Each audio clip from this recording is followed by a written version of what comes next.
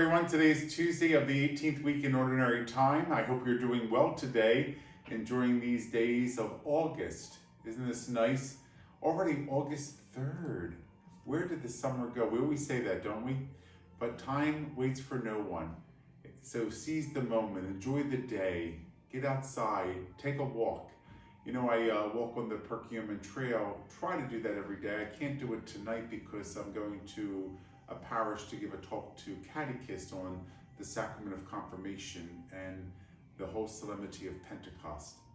But anyway, try to enjoy it and get out and just breathe in the fresh air. Today's gospel, Jesus was walking on the water and they thought it was a ghost. They were terrified. So if you're a person who likes water and boats, sometimes the weather really has a determination whether how far you go out and what you do on the waters, because you have to respect the waters, right? We have to respect the waters. We have to respect other people boating.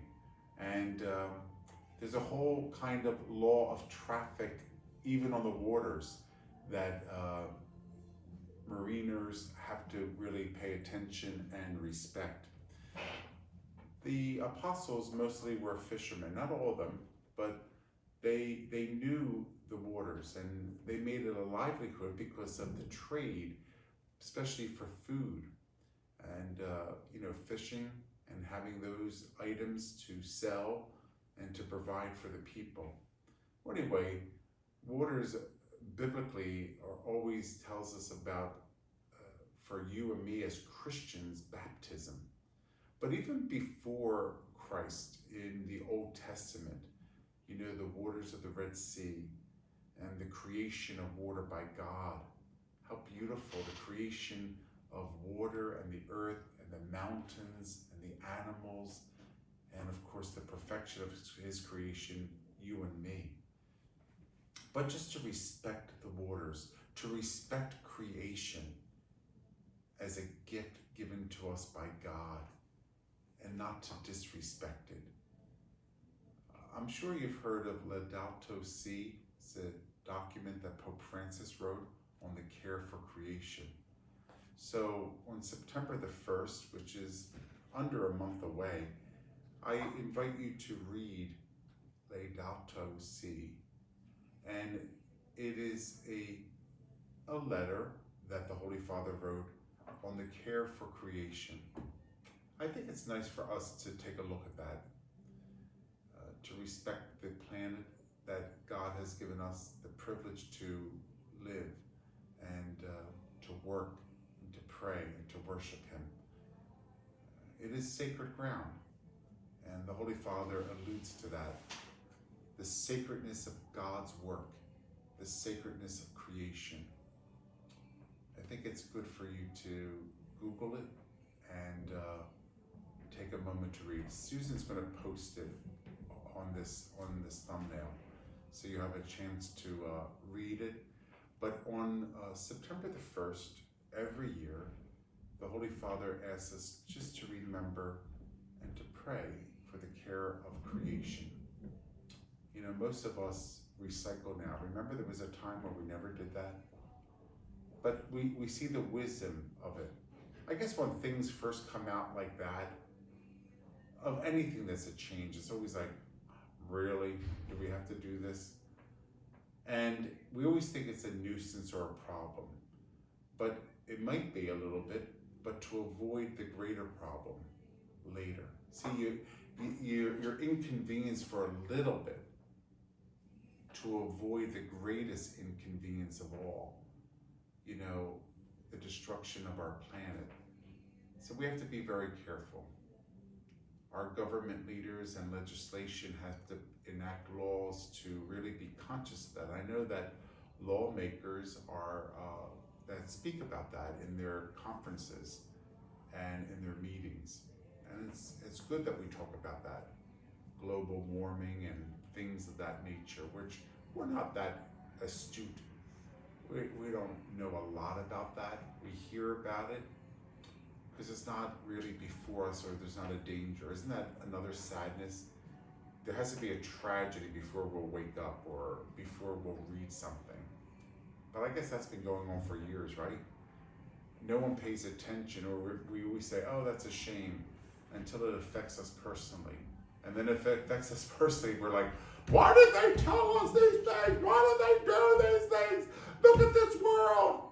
You know, in the church, bishops, priests, and deacons hear that same thing. Why did they do that? Why did they? But we have been. I think leaders do talk about it. And I think all of us, leaders and people, really don't bother that much until it affects us.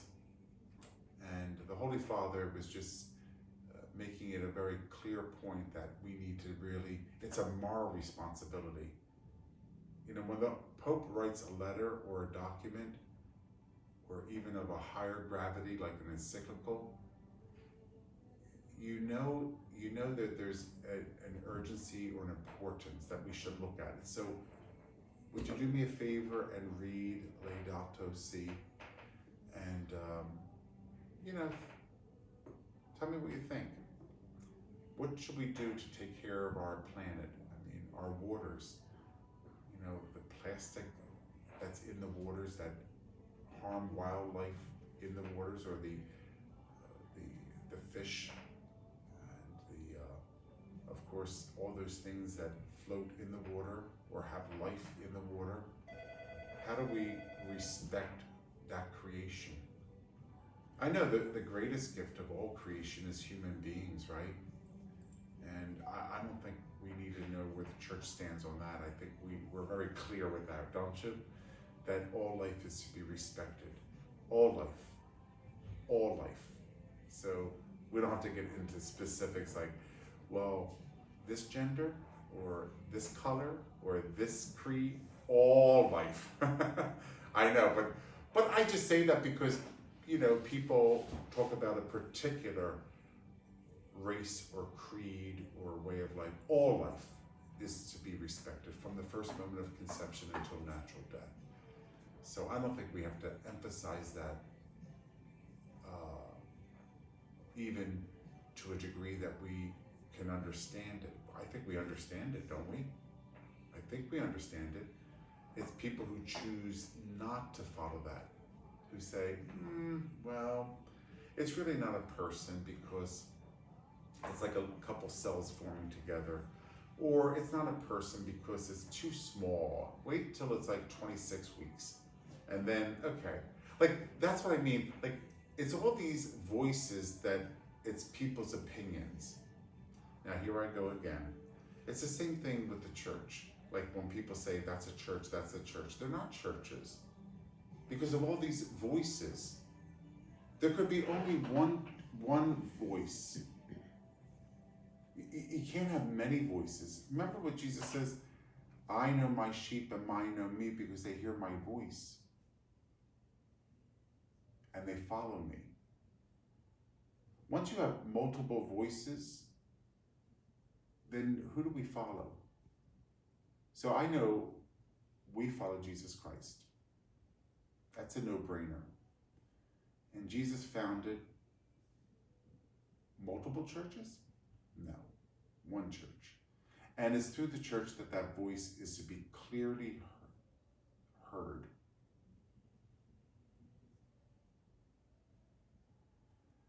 So you and I have to be a little bit more attuned to that. So you may not have heard of sometimes the documents that the Pope or the church puts out. Did you know that the bishops put out a document on racism? They've done that many times. Even with the last kind of racial disharmony that we have been experiencing. Remember with George Floyd and all of that, and wherever your opinion is on that, the bishops of the United States did address it and put out a document on racism. But it's been our teaching all along. Kind of nothing new under the sun, because they're reiterating our belief that all life is sacred. From the first moment of conception all the way through until natural death. So, but it reinforces that, because we know in life, race has a play. There's a stigmatism on race with some people. You know, if you're not a certain race, some people think they're less of a person. The Asian community was discriminated against. The Italian community discriminated against. The African American community discriminated against. I don't know what some people have as this like perfect race that only these people are to be respected. I don't know what people think. As you know, sometimes we shake our heads and think, where did you get that from?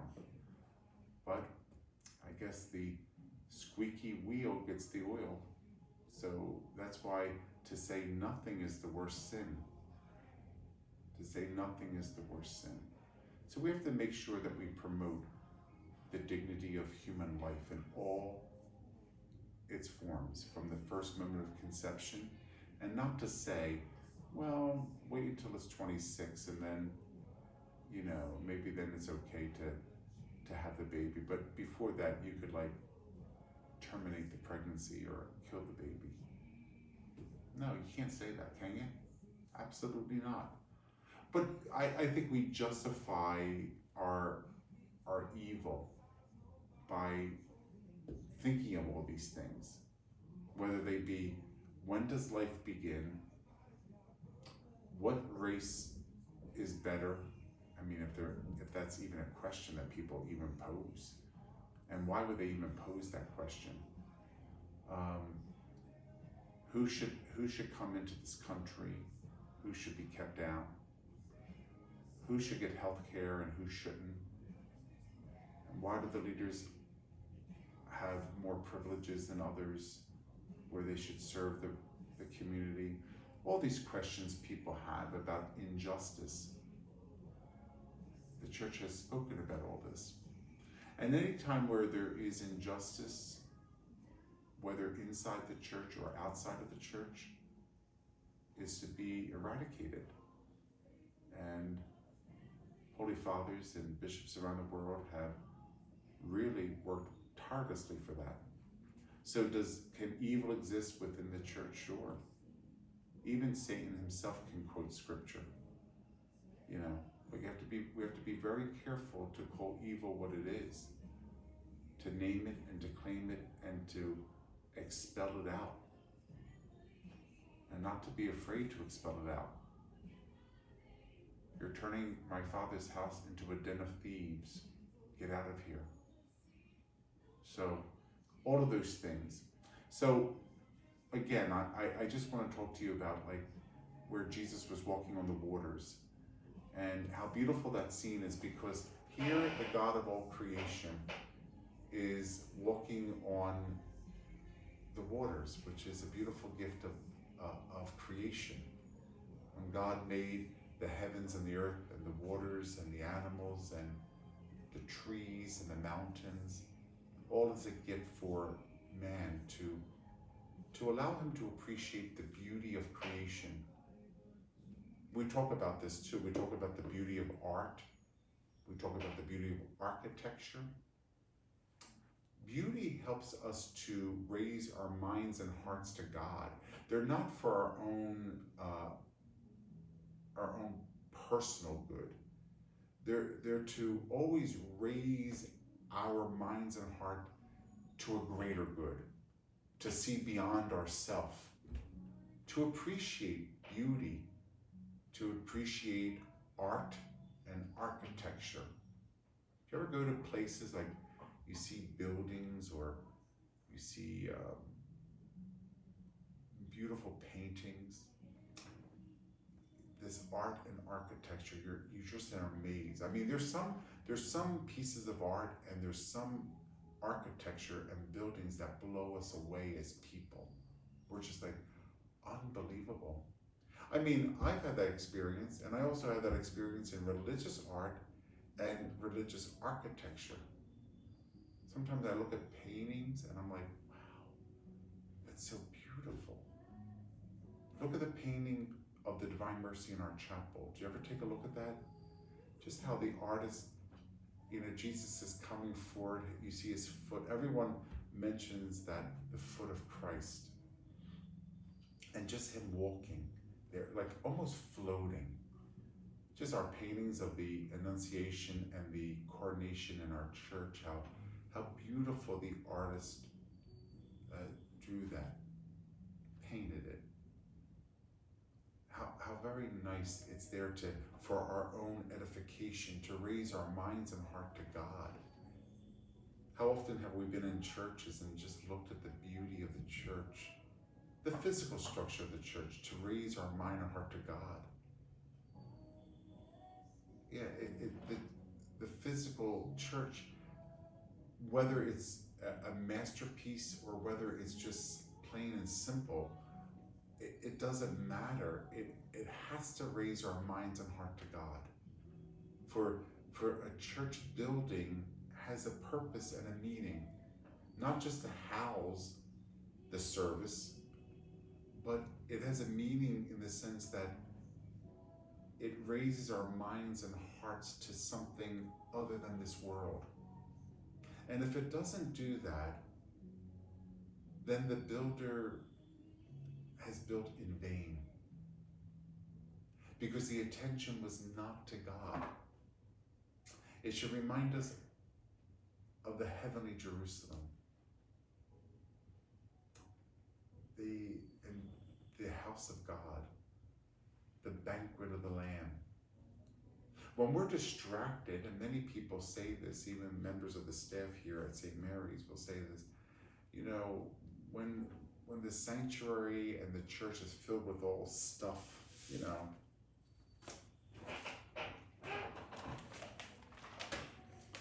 and if there's just too many things around, we can't even focus our attention. But when all that's cleared, then we could see, because you know why? Nothing is competing with one another. An artist will tell you that, right? You have to be careful, because that's competing with this.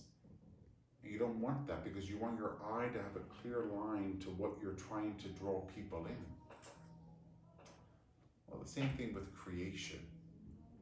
The purpose of the waters, the purpose of the mountains, the purpose of the trees and the flowers. Once pollution and trash and other items compete and interfere, that's an evil. It's an evil to creation. And that's why the Holy Father wrote that. He got a little bit of criticism when he wrote that. I know he always gets criticism. He gets criticism because, people say, well, you should be talking about the perfection of all human life is the child in the womb. I think we made that very clear. I think we do all the time, don't we? In fact, there's other people on the other side of the fence that says, that's all you talk about, as if there's nothing else around here. Well, it is of prime importance, human life. But, you have these two camps. You have a camp of people chirping and saying, that's all you talk about. That's all you talk about. You don't even talk about healthcare. How about the mother who needs help? And, and then you have other people who says, no, the Holy Father should not be talking about the waters and the mountains and air pollution and talk about the baby in the womb that's being polluted. So sometimes I think he just leaves it to God, because he thinks to himself, I can't win. I can't win. Whatever I do, someone's always going to criticize. It's always being the Monday morning Pope. They say the Monday morning quarterback. There's always people that want to be the Monday morning pastor. There's people that want to be the Monday morning quarterback. There are people want to be the Monday morning Pope. So I think the church, parishes have to talk about all of these issues. Sure, I agree. There's a pecking order of importance, but remember, there's an order, which means that all these don't get neglected. okay, this is of preeminent importance, human life. But in order to sustain human life, we have to have good health care. We have to have good housing. We have to help the homeless. We have to help, we have to look at the world we live in. We have to look at creation. We have to look at, so yes, both and I know there's certain things that are of pre-important matter, absolutely. But the church has to talk about all these issues, and she has. So the Holy Father, when he speaks about these things, or he puts out a letter, he's expecting us to read it. So would you do me a favor and read it? Read these papal letters and read these things, because he's just not in his office in the Vatican saying, oh, I have nothing to do today. What should I do? Let me write a letter about creation and how we should take care of creation instead of trashing everything and throwing everything in the waters, or all this pollution and, no. He knows in prayer that the Holy Spirit is saying, write something. You have to tell the people this. This is important. So he does. He stops what he's doing, and he spends a couple hours a day on just letters that he has to write, respond to, documents he has to look at for the good of the salvation of souls. That's his prime importance as Peter. You are Peter. You must be a rock. Don't let them, they're always going to be chirping. Rah, rah, rah, rah. But Peter, you be a rock. Stay firm. Don't sway about this. You have the authority. I'm giving you the authority. Do it. So the Holy Father does it.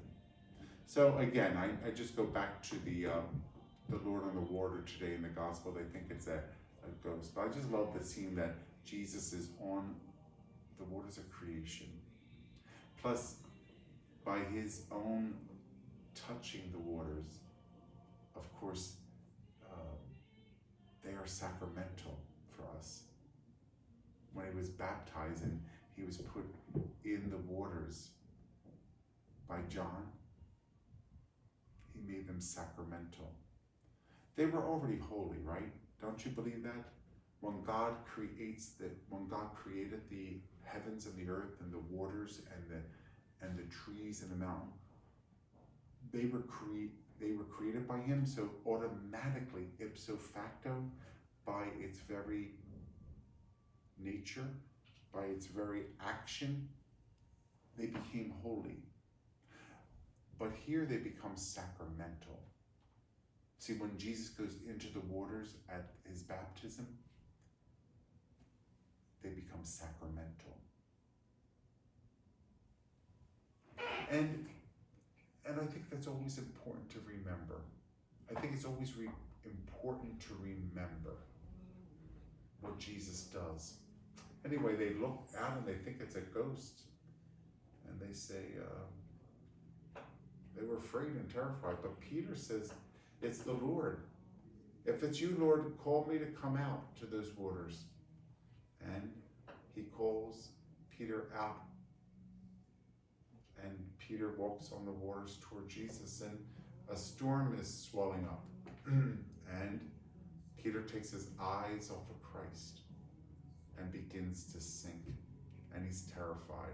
And he says, Lord, save me!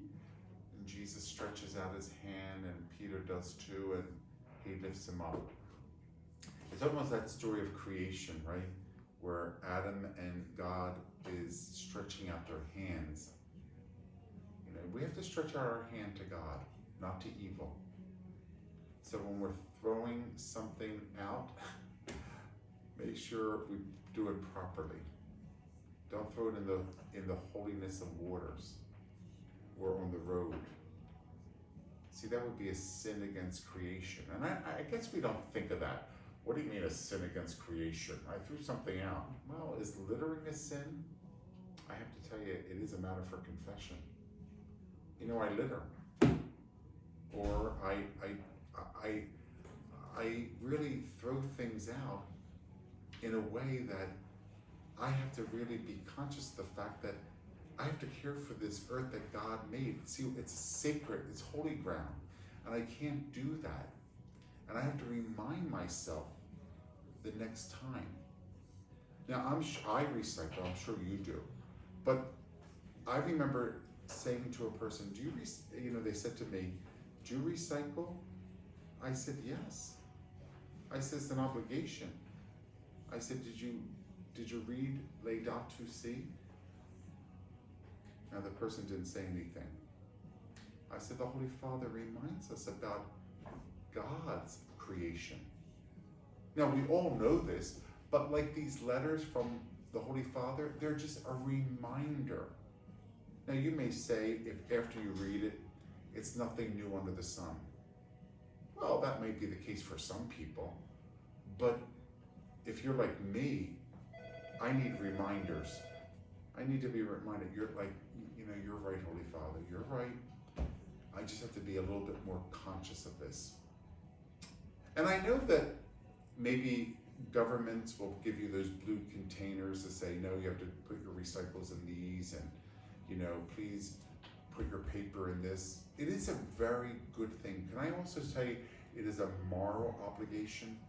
So they're doing it in the civil world for a reason, but when the Pope says, we better do this too, and he gives it's also a moral responsibility to take care of the waters, of the roads, to make sure we put things and we throw things out. It hurts me when someone litters and I see that. I'm like, pick that up. There's a trash can right there. Pick that up. Even when they make cars and the exhaust, or, how is that all done today? We need to enact laws to make sure that we don't pollute the air. Do we take care of the air that we breathe? Why are laws prohibiting cigarette? And we know the dangers of it.